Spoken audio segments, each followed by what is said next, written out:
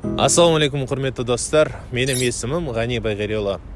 Біздің мемлекеттік статистика бойынша 70% жаңа бітірген түлектер өз мамандық бойынша жұмыс жасамайды. Осы тұрғыда мен қазір Арбатта әлеуметтік сауалнама жүргіземін. Ал кеттік көрейік. Саламатсыз ба? Менің есімім Ғани. Сізден мынандай сұрақ туындап тұр. Сіз өз мамандық бойынша оқып жатсыз ба қазір? Қандай мамандық оқып жатсыз? Оқып жатырмын, дизайнерский, АГЦ-да. Бірақ өзіме ұнамайды.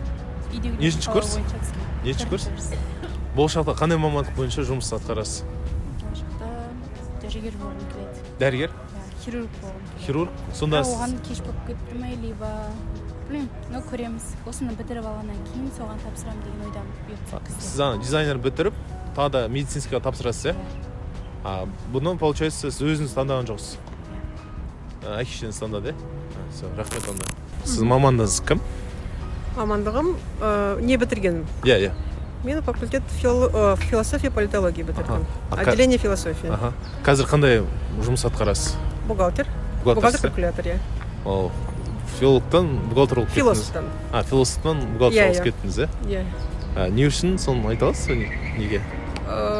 Енді біз қашан 90-шы жылда 20-шы ғасырдың аяғы ғой, енді бізге как высшее образование нужно было.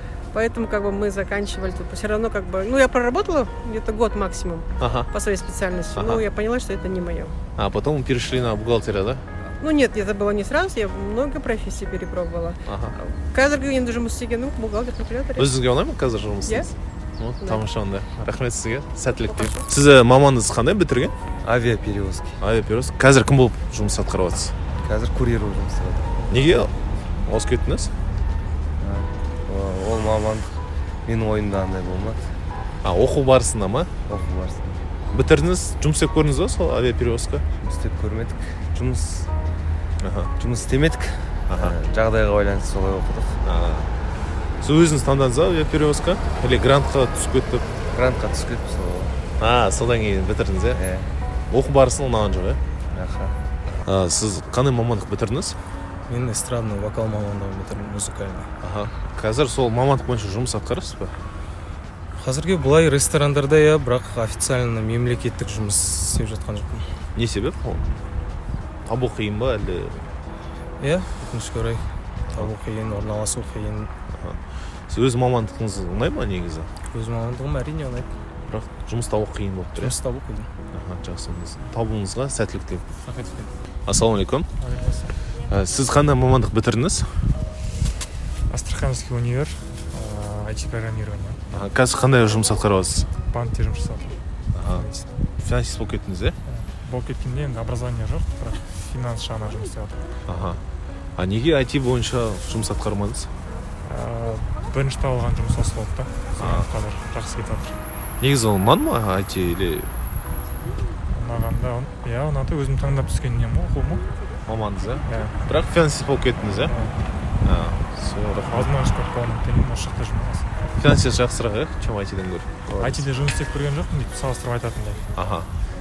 Финанс жақта жұмыс істеп жатырмын қазір. Все, рахмет. Сіз қандай мамандық бітірдіңіз? Мен радиоэлектроника және байланыс. Қазір қандай мамандық бойынша жұмыс атқарып жатсыз? Дәл қазір мамандық болғанда кассирмын ғой. Неге сол радиоэлектроникамен жұмыс атқармадыңыз? Во-первых, радиоэлектроника бойынша жұмыс табылды, но ол не совсем радиоэлектроника. И екіншіден радиоэлектроника оқыған кезде ол өтірік болды ғой байша. Негізі сол мамандық өзіңіз таңдадыңыз ба, әлде грантқа түсіп кеттіңіз ба? Жоқ, ол мен мектептен кету керек болып сөйткен кезде екі-ақ мамандық бос орын болды. Біреуі радиоэлектроника, екіншісі землеустройство. Сөйтіп радиоэлектроника дұрысырақ қой деген оймен түскем.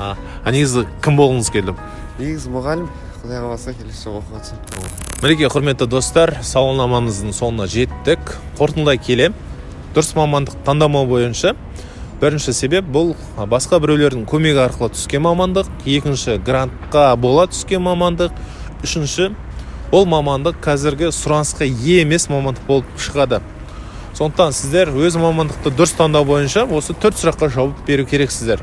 Бірінші, қолымнан не келеді? Екінші, жұмыс жасағанда рахаттанам. Үшінші, қоғамға сұранысқа ие мамандық. Және төртінші, қоғам көбірек төлейтін мамандық. Осы төртеуінің сұрағын, жауаптарын біріктіру арқылы сіз өз мамандығыңызды таңдай аласыздар. Сіздерге дұрыс мамандық таңдау бойынша сәттілік тілеймін. Сау болыңыздар.